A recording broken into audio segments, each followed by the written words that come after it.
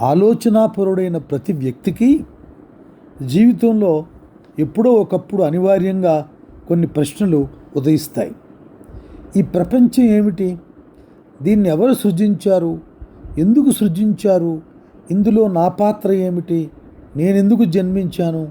పుట్టడం, పెరగడం, ఏవో కొన్ని మంచి పనులో చెడు పనులో చేసి చనిపోవటం, ఇదేనా మానవ జీవితం? లేక దీనికి వేరే ప్రయోజనం, పరమ ప్రయోజనం, ఉన్నత ప్రయోజనం ఉన్నదా? మానవ జీవిత పరిమార్థం, చరమలక్ష్యం ఏమిటి అనే ఆలోచనలు ఎవరికైనా డిసర్నింగ్ ఇంటలెక్ట్, ఒక క్రమ పద్ధతిలో ఆలోచించే, శిక్షణా పద్ధతిలో ఆలోచించేటటువంటి ప్రతి వ్యక్తికి ఉదయించేటటువంటి అంతులేని ప్రశ్నలు. భౌతికవాదం ప్రకారం అయితే జగత్తు అనాదిగా ఉంది. యాదృచ్ఛిక పరిస్థితుల్లో జీవం ఉదయించింది. తిరిగి యాదృచ్ఛికంగానే అందశక్తుల ప్రభావంలో పరిణామం చెందుతూ చివరికి మానవ రూపం ధరించింది. యాదృచ్ఛికంగా జరిగిన పరిణామానికి ప్రయోజనం అంటూ ఏముంటుందని ఆలోచించి ఆర్గ్యూ చేసేటటువంటి వారు కూడా ఉన్నారు. అయితే మానవ జీవితం చాలా గమ్యం ఉంది. ప్రయోజనాన్ని తనకై తాను నిర్ణయించుకోవలసి, ఆ ప్రకారం జీవించాలి. ఆ గమ్యాన్ని మానవహితంగా తన చుట్టూ ఉన్నటువంటి సమాజానికి ఉపయుక్తమైనటువంటి రీతిలో మలచుకొని ఒక గొప్ప పాత్రను మానవాభ్యుదయంలో పోషించవచ్చు. దానికి హేతుబద్ధమైనటువంటి శాస్త్రీయ పద్ధతిలో ఆలోచన ముఖ్యమైనటువంటిది అని చెప్పినటువంటి వాడు బెర్ట్రాండ్ రస్సెల్. అయితే అందుకే బెర్ట్రాండ్ రస్సెల్ సమకాలీనత, సర్వజనీనత కలిగినటువంటి తత్వవేత్త, హేతువాద తత్వవేత్త. ఒక్కో సమయంలో మనం ఇంకా ఆలోచనని పొడిగించినట్లయితే అనుపూర్వకంగా వచ్చే ఆచారాలను బట్టి సంఘం నడవటం ప్రారంభిస్తుంది. అప్పుడు వ్యక్తులు తాము అనుసరించే నీతి సూత్రాలను గురించి ఆలోచించి మంచి చెడ్డలను గుర్తించలేరు. అవి మంచివే అయి ఉండాలనే ఉద్దేశం ఉండొచ్చు, కానీ వాటిని అనుసరించి జీవయాత్ర సాగించటం ఎంతవరకు మారుతున్న పరిస్థితులలో ఆలోచించవలసినటువంటి విషయంగా ప్రతి తాత్వికునికి, ఆలోచనాపరునికి తోస్తుంది. ఇలా ఆలోచించినటువంటి గొప్ప ప్రముఖులలో రస్సెల్ ఒకడు. ఈ దృష్టితో కొంతవరకు సంఘానికి, వ్యక్తులకి కానీ మేలు జరిగే అవకాశం ఉంటుంది. ఈ ఆచారాలు కూడా ఒకప్పుడు అనుభవాన్ని బట్టి ఆలోచింపబడి సంఘ శ్రేయస్సు కోసం స్థిరీకరించబడినటువంటి నీతులే. అందువల్ల సంఘానికి శ్రేయస్సును కూర్చే ఛాయలు ఈ ఆచారాల్లో ఉండకుండా ఉండవు. కానీ ఎప్పటికప్పుడు ఈ ఆచారాల ప్రయోజనాన్ని, గతకాలపు ఆలోచన విధానాల్ని, మళ్ళీ చెప్తున్నాను, ఈ ఆచార ప్రయోజనాల్ని, గతకాలపు ఆలోచన విధానాల్ని తిరగదోడి పరీక్షించకుండా ఉండకపోతే భవిష్యత్తుకి మనమేమీ సంఘానికి ఉపకారం చేసిన వాళ్ళం కాలేం.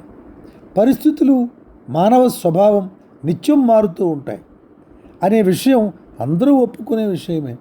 అలా మారటం వల్ల ఈ మార్పును ఎప్పటికప్పుడు అజలోకి తీసుకొని నీతి సూత్రాలు సృష్టింపబడుతూ ఉండటమో, పాత సూత్రాల స్వభావాలలోనే అవసరమైన మార్పు జరగటమో జరుగుతూ ఉండాలి. అదే కంటిన్యూస్ సోషల్ ప్రాసెస్. ఇది ఎప్పటికప్పుడు వచ్చే ఆచారాలను పునర్విమర్శ చేసుకుంటూ ఉండటం వల్ల మాత్రమే జరుగుతుంది. అలా జరగనప్పుడు స్థిరపడిపోయిన ఆచారాల వల్ల నిత్య సంచలన స్వభావం కలిగిన సంఘానికి, చెరుపు కలిగే అవకాశం ఎక్కువ అవుతుంది. ఈ చెరుపును సమాజంలో జరగకుండా చూసడం తత్వశాస్త్రాల, దార్శనికుల, హేతుబద్ధ వాదులతో చేసేటటువంటి ఒక గొప్ప ప్రక్రియ, గొప్ప జ్ఞాన మార్గాన్ని సృష్టించేటటువంటి తత్వవేత్తల వాళ్ళు. రస్సెల్ ఈ ప్రపంచంలో తను ఆలోచించటం మొదలుపెట్టేటప్పటికీ పరిస్థితులు ఏ విధంగా ఉన్నాయో ఒక్కసారి చూద్దాం. రస్సెల్ అతని పూర్వ తరం వారైన విక్టోరియన్లు తరతరాల నుంచి వస్తున్న సాంప్రదాయాలను మన్నించినవారు. వాటిని గౌరవించి ప్రశ్నించటానికి వీల్లేని పవిత్రతను వాటికి ఆపాదించారు. వీటిని బట్టి తమ జీవితాలను మలుచుకున్న వారు. అటువంటి పరిస్థితిలో తర్కానికి కానీ హేతువాదానికి కానీ ఎక్కువ అవకాశం లేదు. లేకపోవటంలో ఆశ్చర్యం కూడా లేదు. అటువంటి పరిస్థితులలో తన బుద్ధిబలంతో, విమర్శనా కౌశలంతో, శాస్త్రజ్ఞానంతో ఈ పరిస్థితిని మార్చడానికి పూనుకున్న ప్రముఖుల్లో రసెల్ ఒకడు. ఈ ప్రముఖుల ప్రయత్నాన్ని గురించి చెప్పినప్పుడు ఆయన రసెల్ గురించి ఈ విధంగా ప్రశంసిస్తారు. విక్టోరియన్లు సాంప్రదాయ ప్రోద్బలంతో తమ జీవితాలను నడుపుకున్నారు. మనం హేతువాదం సహాయంతో మన జీవితాలను మలుపుకుంటున్నాం. ఈ ప్రయత్నం నిర్విఘ్నంగా సాగకపోవచ్చు, పూర్తిగా సార్థకం కాకపోవచ్చు, కానీ గత 50-60 సంవత్సరాల్లో ఈ దృష్టి మనలను పూర్తిగా మార్చివేసింది. తల్లిదండ్రులను, పిల్లలను ఉండవలసిన సంబంధం, వివాహ వ్యవస్థ, బయట ఉండవలసిన అనేక విషయాలు, ఆంతరంగిక విషయాలు, భార్యాభర్తల మధ్య ఉండవలసిన సంబంధం, అనేక సామాజిక సంబంధాల పట్ల మార్పులు ఈ ఆలోచన ప్రక్రియ తీసుకురాబడింది. విద్యార్థికి ఉండవలసిన సంబంధం, పాఠం చెప్పేవాడితో కలిగేటటువంటి మార్పు, ఇవన్నీ కూడా అనేక విషయాలు సాహిత్యంలో, తదితర కళల్లో, అలంకరణలో మనం ఆలోచన విధానంతో కూడా ప్రస్ఫుటంగా ఆలోచించటం ప్రారంభించాం. ఈ మార్పు సరైన కారణం లేకుండా జరిగిందనుకోవటం పొరపాటు. ఎందుకంటే ఇది జరగవలసే జరిగింది. ఎందుకంటే ఆ సామాజిక పరిణామ క్రమంలో కాలానుగుణంగా మార్పు కోసం ఆలోచించే తత్వవేత్తలు సమాజ గమనానికి పథనిర్దేశనం చేసినందువలన మాత్రమే ఈ మార్పు జరుగుతూ వస్తుంది. అయితే ఇందులో మనం ఇంకొక విషయాన్ని మనం గుర్తుంచుకోవాలి. ఏమిటంటే, ఒక రాజకీయ ఉద్యమానికి కానీ, ఒక నిర్ధారిత జాతీయ విధానానికి కానీ ప్రచారం చేసే దృష్టిని ఎవరు ఒక్కరు మాత్రమే చేకూర్చలేరు. వారి ప్రభావం సమకాలికులపైన పడి వారి దృష్టిని, వైఖరిని ఆకర్షిస్తుంది, అందుకు సహాయపడుతుంది. ఇది రసెల్కి ముఖ్యంగా వర్తిస్తుంది. రసెల్ సాంఘిక, రాజకీయ, ఆర్థిక సమస్య పరిష్కారానికి సహిష్ణుత మీద, హేతువాద సామర్థ్యం మీద ఆధారపడమని ఉద్బోధించాడు. మరొకసారి చెప్తాను. రసెల్ సాంఘిక, రాజకీయ, ఆర్థిక సమస్య పరిష్కారానికి సహిష్ణుత మీద, హేతువాద సామర్థ్యం మీద ఆధారపడమని ఉద్బోధించేవాడు. ఈ గుణాలకు ఎటువంటి చిక్కు సమస్యలనైనా పరిష్కరించే శక్తి ఉందని రసెల్కు ఉన్నటువంటి ప్రగాఢమైనటువంటి విశ్వాసం. అయితే రసెల్ని మనం విమర్శనాత్మకంగా పరిశీలించినట్టయితే ఒక్క తత్వశాస్త్రంలో మినహాయించి మిగిలిన శాఖల్లో రసెల్ సిద్ధాంతాలు కానీ, అభిప్రాయాలు కానీ చెప్పుకోదగ్గ ఫలితాలు సమాజంలో సాధించలేదని చెప్పుకోవాలి. అయినప్పటికీ అతను ప్రచారం చేసిన శాస్త్రీయ సందేహ పద్ధతి, ప్రధానంగా దాని ప్రభావం 2 తరాల వారి మీద ఎక్కువగా కనిపిస్తుందని అంగీకరించక తప్పదు. మౌఢ్యం, దౌర్జన్యం, దురహంకారం ప్రజల్లో తగ్గి సహిష్ణుత, వివేకం, సానుభూతి పెంపొందుతూ వచ్చాయని అంగీకరించక తప్పదు. అవి కాకుండా వేరే మార్గం లేదని కూడా ప్రస్ఫుటంగా రసెల్ వివరించి చెప్పాడు. దీనివల్ల భావవైరుధ్యం ప్రమాదానికి దారితీయకుండా, అసహన ద్వేషానికి దారితీయకుండా మానవ స్వభావాన్ని అదుపులో ఉంచుకోవడానికి అవకాశం కలిగిందనే విషయం నిర్వివాదాంశం. ఈ అవకాశం కలగడానికి కారకుడు ముఖ్యంగా రసెల్. ఇందులో రసెల్ పాత్ర అద్వితీయమైనటువంటిది. ఈ గౌరవం ఎక్కువగా అతనికే దక్కాలి. ఎందుకంటే రసెల్ చేసిన పని గురించి H.W. లెగెట్ చాలా గొప్పగా చెప్పాడు. అతను తత్వశాస్త్ర చరిత్రను పనికిమాలిన, అనవసరమైన, నిర్జీవమైన తుక్కు నుంచి రక్షించాడు. వివిధ అర్థాలను స్ఫురింపజేసే పులుముడు నుంచి, అర్ధశూన్యత నుంచి రక్షించి తేలిక భాషను కూడా సృష్టించాడు అన్నాడు. తత్వవేత్తల్లో ఇంత తేలిక భాషలో రసెలంత సూటిగా, నిర్దుష్టంగా వ్రాయగలిగిన వారిని వ్రాళ్ల మీద లెక్కవచ్చని ధైర్యంగా మనం చెప్పవచ్చు. అయితే రసెల్ జీవితాన్ని మనం 3 ప్రధాన భాగాలుగా మనం విభజించవచ్చు. మొదటి దశ 1914-18 యుద్ధంలో అంతమైందని చెప్పవచ్చు. ఈ కాలంలో గణిత శాస్త్రాలు, తాత్విక గణిత శాస్త్రానికి పరిచయం మొదలైన గ్రంథాలు పరిచయింపబడినాయి. కానీ అది అంత అద్వితీయమైనది, ప్రముఖమైనటువంటిది కాదు. ఏదో గణిత శాస్త్రం వరకు మాత్రమే పరిమితమైంది. రెండవ దశలో రసెల్ ద్వితీయ వివాహం చేసుకున్నాడు. అమెరికా కవి రాబర్ట్ ఫ్రాస్ట్ని వివాహం చేసుకున్న ప్రస్తుతపు విస్కౌంట్ యాంబర్లే అయిన జాన్ వివాహానికి కలిగిన పుత్రుడు. ఈ దశలో రసెల్ తన శక్తిని పిల్లల విద్యా విధాన సమస్యలపై కేంద్రీకరించాడు. కుటుంబ విధానం మీద, ప్రపంచ పరిస్థితుల మీద గ్రంథాలు రచించాడు. స్కూలు నడిపాడు. స్కూలు ఏ విధంగా నడపాలి, విద్య, సాంఘిక నిర్మాణం అనే గ్రంథాలను రచించాడు. అంతేకాక ఈ దశలో అతను భార్య, పిల్లలు కలిసి నూతన విజ్ఞాన విధానం ఒకటి ఆచరణలో పెట్టడానికి పురోగమన పాఠశాలను నెలకొల్పి నడిపారు. అయితే ఇవి అంతగా సాంప్రదాయపరుల మనస్సులను చికాకు పరిచిందే తప్ప గొప్పగా సమాజంలో ప్రభావాన్ని చూపించలేకపోయింది. మూడవ దశ అత్యద్భుతమైనటువంటి, ఆకర్షణీయమైనటువంటి, వివేచనాపరులకు, ఆలోచనాపరులకు, చింతనాపరులకు చాలా గొప్పగా నచ్చినటువంటి దశ రసెల్ మూడవ దశ. రసెల్ చాలా విషయాల మీద గ్రంథరచన సాగించాడు ఈ మూడవ దశలో. కానీ క్రమక్రమేణా అతని దృష్టి తాత్విక సమస్యలు ప్రబలంగా ఆకర్షించాయి. అతను ఈ దశలో స్వాతంత్రం, నిర్మాణం, సత్యార్థ పరిశీలన, పాశ్చాత్య తత్వచరిత్ర, మానవ పరిజ్ఞానం మొదలైన గ్రంథాలు రాశాడు. ఇంకా ఆయన గ్రంథరచన చేశాడు, చాలా చేశాడు. కొత్త దారులను పరిశోధించాడు. కొత్త భావాలను వెదజల్లాడు. రసెల్ జీవితాన్ని, గ్రంథాలను మనం పరిశీలించి చూసినట్లయితే అతను ఎంత గొప్ప తత్వవేత్త అయినా జీవితానికి విడిగా ఉండడానికి అభిలషించే ఏకాంతవాసి కాదని మనకు స్పష్టంగా బోధపడుతుంది. ఇదే మనకు సమకాలీనంగా రసెల్ పట్ల సమకాలీనత ఎంత ముఖ్యమైనటువంటిదో తెలుస్తుంది. మరొకసారి చెప్తాను. ఎంత రచించినా, ఎంత గొప్ప తత్వవేత్త అయినా జీవితానికి విడిగా ఉండడానికి అభిలషించే ఏకాంతవాసి కాదు రసెల్ అని మనకి స్పష్టంగా బోధపడుతుంది.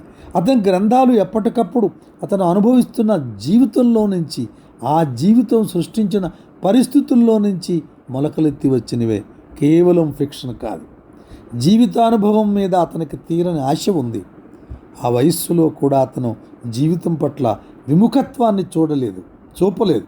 ఈ జీవితోత్సాహం అతన్ని చిన్నప్పటి నుంచి విడిచిపెట్టకుండా ఉంది. అతని కేంబ్రిడ్జ్ రోజులను వర్ణిస్తూ ప్రముఖ తత్వవేత్త వైట్ హెడ్ ఈ విధంగా అన్నాడు: మిగిలిన ప్రపంచం అనుభవించినట్లే మేము అతని తేజస్సును అనుభవించాం. మొదట నా శిష్యుడుగాను, తర్వాత నా సహచరునుగాను, మిత్రునుగాను నేను అతని మేధస్సంపత్తి యొక్క కాంతిని అనుభవించానన్నాడు. అంతకన్నా కితాబు మరి ఎవరు ఇవ్వగలరు రసెల్పకి?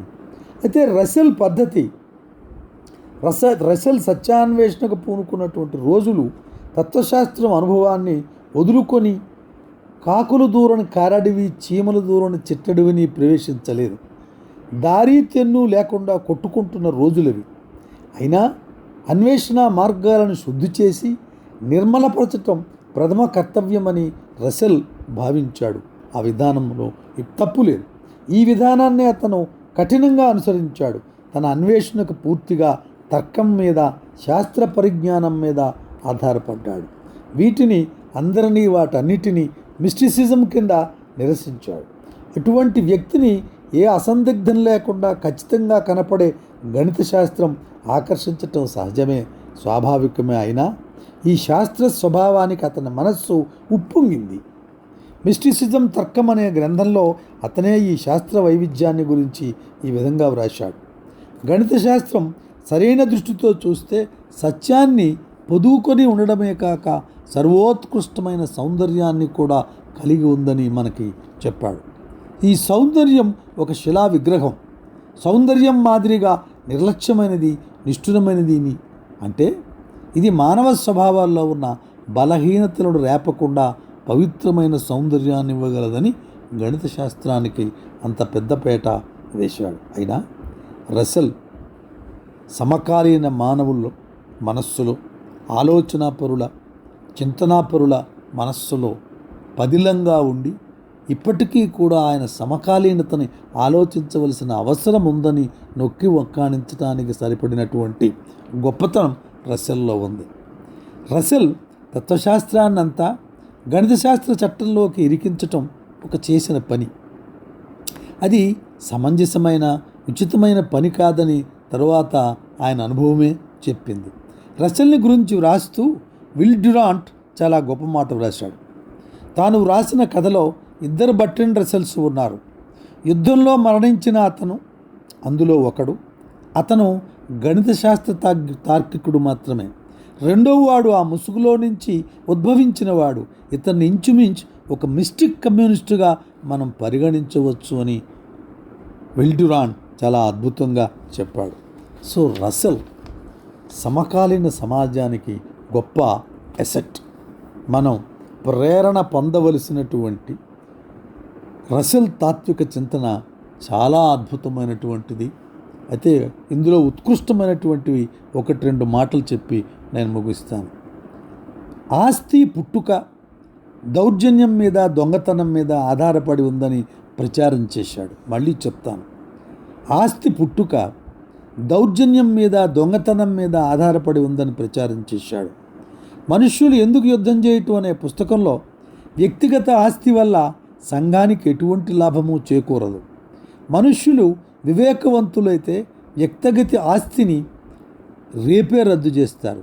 ఇప్పటి యజమానులకు కొద్దిపాటి జీవితాంతం వరకు ఉండి భుక్తికి మించి ఏ ప్రతిఫలం ఇవ్వకుండా రద్దు చేస్తారని వ్రాశాడు. ఈ వ్యక్తిగత ఆస్తి విధానాన్ని ప్రభుత్వం నిలబెట్టి కాపాడుతూ ఉంది కనుక ఈ ప్రభుత్వాలు దోషభూయిష్టమైనటువంటివి. కాబట్టి అధికారాలను సహకార సంఘాలు ఉత్పత్తిదారుల సంఘాలు తీసుకోవడం మంచిది. మూర్తిత్వం వ్యక్తిత్వం మన సంఘముల వల్ల చదును చేయబడుతున్నాయి. మానవాళికి ఎక్కువ రక్షణ, మానవ జీవితంలో ఎక్కువ క్రమత్వం మాత్రమే ప్రభుత్వంతో రాజీ పడే అవకాశాన్ని ఇస్తాయి అని వాదించాడు. ఇది ఒక అద్భుతమైనటువంటి వాదన. స్వాతంత్రాన్ని గురించి కూడా ఆయన చాలా విపులంగా చర్చించాడు. మానవ పురోభివృద్ధికి స్వాతంత్రం ప్రథమావసరం అన్నాడు. వ్యక్తి స్వాతంత్రం లేకుండా మూర్తిమత్వం పర్సనాలిటీ అభివృద్ధి చెందటానికి కానీ అసలు ఉండటానికి కానీ వీలు లేదు. ఎంతో అద్భుతమైన మాట మరొకసారి మీకు చెప్తాను. స్వాతంత్రాన్ని గురించి అతను విపులంగా చర్చించాడు. మానవ పురోభివృద్ధికి స్వాతంత్రం ప్రథమావసరం అన్నాడు. వ్యక్తి స్వాతంత్రం లేకుండా మూర్తిమత్వం అభివృద్ధి చెందటానికి అసలు ఉండటానికి కానీ వీలు లేదు అన్నాడు. ఇది ఒక అద్భుతమైనటువంటి మాట. మానవులలోని శక్తులు విజృంభించి నవ్య రూపాలను తొడుగుకొని జీవితాన్ని ఆనందమయం చేయాలంటే మూర్తిమత్వం అభివృద్ధి చెందే అవకాశాలను సృష్టించుకోవాలి. మూర్తిమత్వం అభివృద్ధి చెందే అవకాశాలను సృష్టించుకోవాలి. జీవితం విజ్ఞానం ఎంత చిక్కురు పొక్కురు అయిపోయినవంటే ఏ ఒక్కడూ వాటిని విడదీసుకోలేడు. ఈ పని స్వేచ్ఛా చర్చల వల్ల మాత్రమే జరుగుతుంది. సత్యం తెలుసుకోబడడానికి ఇంతకంటే ఉత్తమ మార్గం లేదు. మానవులందరూ ఉపాధ్యాయులు సహితం అభిప్రాయ భేదాలను పురికొల్పుకొని చర్చల్లోకి దిగాలి. ఇటువంటి విభిన్న అభిప్రాయాల సంకలనం నుంచే తగాదాలను, వైరాలను, ద్వేషాలను పెంచని సత్యం ఉద్భవించడానికి వీలుంటుంది. ద్వేషం, యుద్ధం మొదలైనవి విడువదగినటువంటి అభిప్రాయాల వల్ల, మూర్ఖపు నమ్మకాల వల్ల తటస్థింటాయి. స్వేచ్ఛగా ఆలోచించుకోనివ్వటం, మాట్లాడుకోనివ్వటం, నవ్వులు మానసిక మలినాన్ని క్షాళన చేయటానికి ఉపయోగిస్తాయి. ఈ పద్ధతి తప్పకుండా ఆచరించటమే సమకాలీన సమాజం చేయవలసిన పని. అందువల్ల సమకాలీన సమాజం రసెల్ అభిప్రాయాలను, తాత్విక చింతనను చదివి తీరాలి. విశేషించి యువత తప్పకుండా ఇది చదవాలి. రసెల్ అభిప్రాయాలు చాలా విమర్శలకు గురైనవి. అందులో ముఖ్యమైనది అతని తాత్విక విధానంలో మతానికి, నీతి సూత్రాలకు స్థానం చూపలేదనేది. దీనివల్ల నిరాశకు, నిస్పృహకు మాత్రమే పునాదులు వేసి ఫ్యాసిస్టు సిద్ధాంతాల వంటి సిద్ధాంతాలకు అనుకూలమైన వాతావరణం సృష్టించబడడానికి కారకుడయ్యనే అపనింద కూడా రసెల్పై మోపడం జరిగింది. కానీ ఇది తప్పు. దీనికి సమాధానం చెప్పవచ్చు. రసెల్ జీవిత చరిత్రను వ్రాసిన లెగెట్ అని ఆయన కూడా ఈ అపనిందకు ఈ విధంగా సమాధానం చెప్పాడు. ఏమంటాడంటే, రసెల్కి వ్యక్తిగతంగా మతం మీద విశ్వాసం లేని మాట నిజం, అందులో సందేహం లేదు. అతనే తన ప్రత్యేక వ్యాసాలలో నాకు తెలిసిన అన్ని మతాలకు నేను వ్యతిరేకుడినే అన్నాడు. అంతేకాక అన్ని మత విశ్వాసాలు మరణించేవనే నా నమ్మకం అని వ్రాశాడు.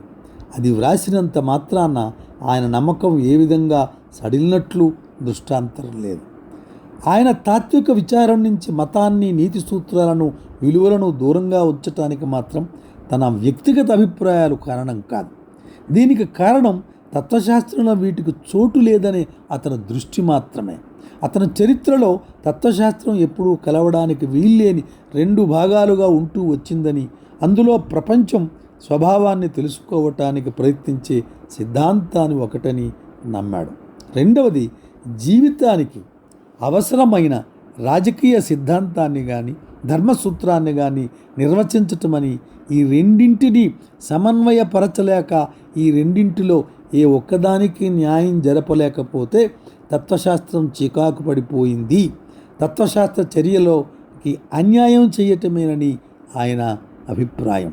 ప్లేటో మొదలుకొని అందరూ తత్వవేత్తలు మనుష్యులు ఏ సూత్రాలు నీతివంతం చేస్తాయో చెప్పారు. కానీ మానవాభివృద్ధికి, మానవ స్వతంత్రానికి పలు విధాలా పోరాటం సాగించిన రసెల్ అత్యంత ప్రముఖుడు. విలువలు అనేవి లేవని ఎవరూ అనలేరు. అయితే తత్వశాస్త్రం జ్ఞాన పరిశోధనకు మాత్రమే సంబంధించినది అని అతని భావన అవటం వల్ల అతను తత్వశాస్త్ర వీటికి స్థానం చేకూరకపోయిందని మాత్రమే మనం చెప్పుకోవలసి వస్తుంది. అయితే ఆఖరుగా రసెల్ నుంచి ఏ విషయాన్ని సమకాలీన సమాజం గ్రహించాలి, ఎందుకు రసెల్ను చదవాలి, విశేషించి యువత ఎందుకు చదవాలి అంటే, ఆయన రచించిన మానవ విజ్ఞానం అనే పుస్తకంలో మానవ విజ్ఞానం అంతా అనిశ్చితమైంది, ఖచ్చితం కానిది, పక్షపాతపూరితమైంది అని ఈ పుస్తక సారాంశం. విజ్ఞానం ముఖ్యంగా అనుభవం వల్ల సేకరింపబడుతుంది. మనకు ఇంద్రియాల ద్వారా కనపడే ప్రపంచాన్ని సూక్ష్మంగా పరిశీలించడం వల్ల మాత్రమే కలిగే ఫలితం ఇది అన్నాడు. మనం ఈ ప్రపంచాన్ని గురించి చివరకు ఎంతవరకు తెలుసుకుంటామో చెప్పలేం. మనం తెలుసుకున్న దాన్ని వ్యక్తపరచడానికి వ్రాసే ప్రతి వాక్యాన్ని, ప్రతి భాషా సాంప్రదాయాన్ని పూర్తిగా విమర్శించి చూచుకుంటే తప్ప మనం ఎంతో కొంత తెలుసుకున్నామని కూడా నిర్ధారణ చేసుకోలేం.